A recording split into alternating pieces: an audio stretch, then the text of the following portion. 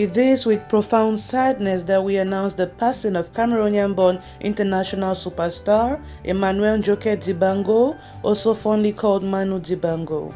Manu was born in Douala on December 12, 1993 to a Yabasi father and a mother from the Douala ethnic group. Manu himself was born into a musical family. Although his dad, Michel Manfred Njoke Dibango, was a civil servant, Manu's mom was the owner of a choir. She ran a local choir in the neighborhood while his uncle played the harmonium. So at a very early age, he was exposed to music and he had developed a passion for it. At the age of 15, his parents sent him to study in France.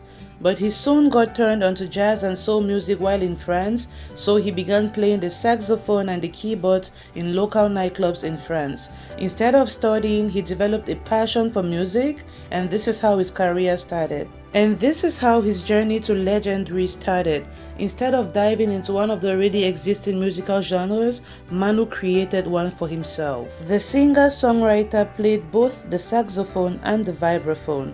He developed a unique musical style, fusing jazz, funk, and traditional Cameroonian music. So during his lucrative 6-decade musical career, Manu played in the following musical genres: African rumba, Afro-funk, Afrobeat, jazz, and makossa. So the father of 3, Manu Dibango, shot into global prominence in 1972 with his hit Afrobeat song called Soul Makossa.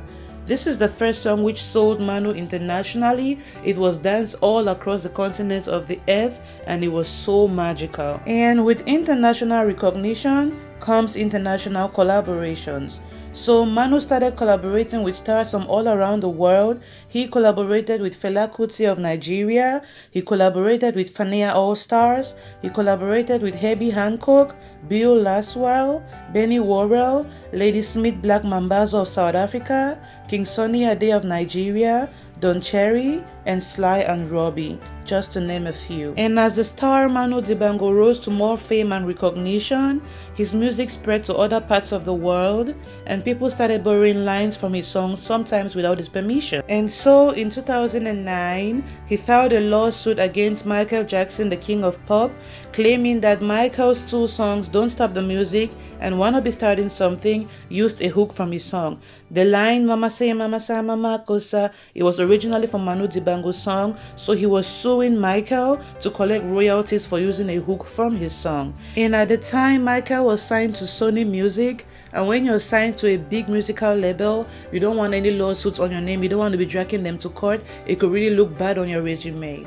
So Michael found a way to settle this case out of court. He and Manu negotiated and they settled it in financial terms. And as you would expect, Manu's career wasn't always rosy. So in his time, he has seen his fair share of criticisms.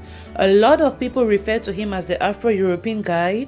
A lot of African guys were mocking him for leaning into the Western culture so very much. So during his time, people were always questioning his Africanity. People were always saying that he's a European guy and stuff like that. So Manu spent a lot of his time explaining basic concepts to people, and he told them, look, the fact that I'm from Africa doesn't mean I have to play the kora, the balafon, the djembe, the drums all the time. You can also play the saxophone and still be an African guy. Look, we are builders of bridges between the West and Africa. So this is what Manu spent most of his career telling people: don't condition people, don't put people in little boxes, let people explore. If you're from Africa, you must not play a certain musical instrument to be African enough. Let people be who they want to be, and this was a very strong message he passed during his career.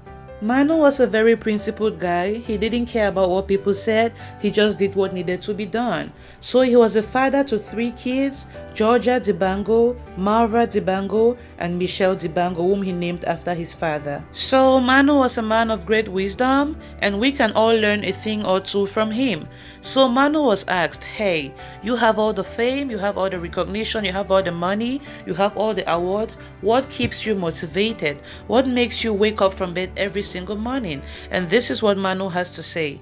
In the morning, I tell myself, look, I'm still alive. What can I be doing? My problem is, what's my agenda? And not, yesterday was great. So this is Manu's response, and this is what we should all remember. Don't think about how great your yesterday was. Don't think about all you've achieved so far. Look for what you can achieve even further. Look for what you can do to even ameliorate how your yesterday was. So coming from a man with so much success and so much recognition, if he can tell us to still keep dreaming, to still keep fighting irrespective of all the success, then this is a lesson all of us have to take home. Be like Manu. Ask yourself, oh, what's my agenda? And don't tell yourself, oh, my yesterday was great. Thank you guys for watching. I remain your girl Onana, and if you like what you see, this is my channel Onana Nation. Please go ahead and hit the red subscribe button below this video, and also turn your notification bell on so you'll be notified every time I post a new video. Unfortunately, our legend is gone. The legend Manu Dibango is no more, and it's even more regrettable that he lost his life due to COVID-19. He lived a long and successful life. He was 86 and he passed in Paris, France. Thank you guys a lot for watching. Thank you also for subscribing. See you guys in the next video. Goodbye.